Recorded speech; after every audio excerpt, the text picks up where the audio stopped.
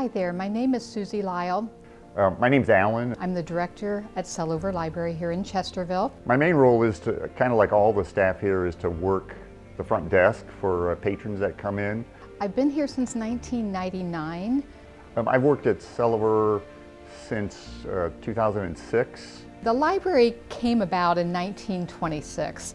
A gentleman who had grown up in this community by the name of Daniel Selover, he had moved on, lived out of state, but he wanted to share and give back to his hometown, so he decided to give a memorial gift in honor of his parents.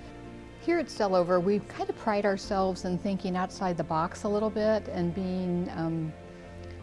being to the community what the community needs.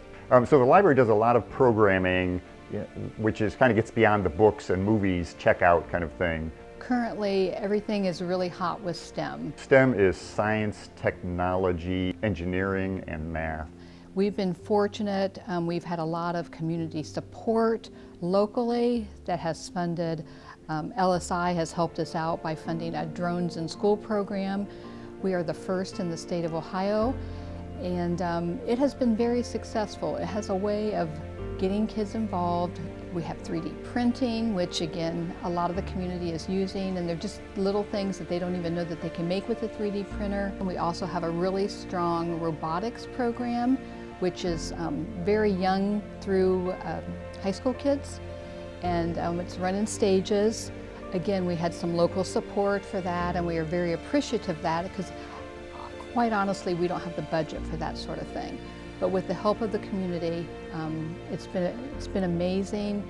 We put a lot of kids through that program. But beyond that, we offer, like in the summertime and sometimes in the winter, obviously pre-COVID, we ran a series of Nerf wars where the kids would come in after the hour, after the library was closed, and they'd have a little Nerf war inside. We just started a Reading Pals program for young school-age kids where they get a lovey, little stuffed animal, and they read to it. The 1,000 Books program that I mentioned, for every 100 books they read or get read to them, they get a free book out of it. And if they make 1,000 books, then they get a prize at the end. We have some adult reading programs, reading challenges where you meet some certain reading requirements and you get a free sweatshirt out of it. So those kind of reading enhancement programs. Also been very active with interactive movie nights, which it's a lot different than just sitting in a room watching a movie. There's a lot of snowballs flying when they're watching Elf, for example, and just has a really good way to bring community and families together. A big disconnect between the community and the library, I think, is just people don't realize we're here and kind of what we have to offer.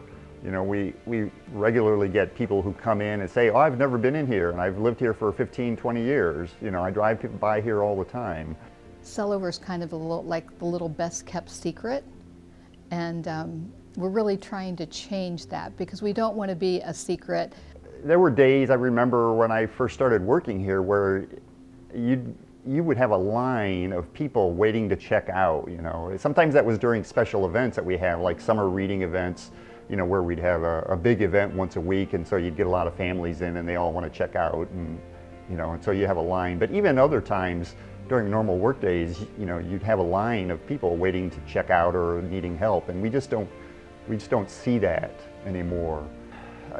I think the biggest way you can help is just come in and see what we have to offer. You might be surprised. There are things here for pretty much everyone.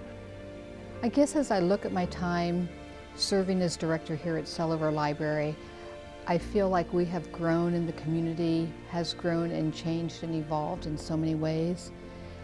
And I think they're all great opportunities, and I think the future is maybe brighter than we tend to think it is. I have a vision that Selover Library may not be known by much of the community right now.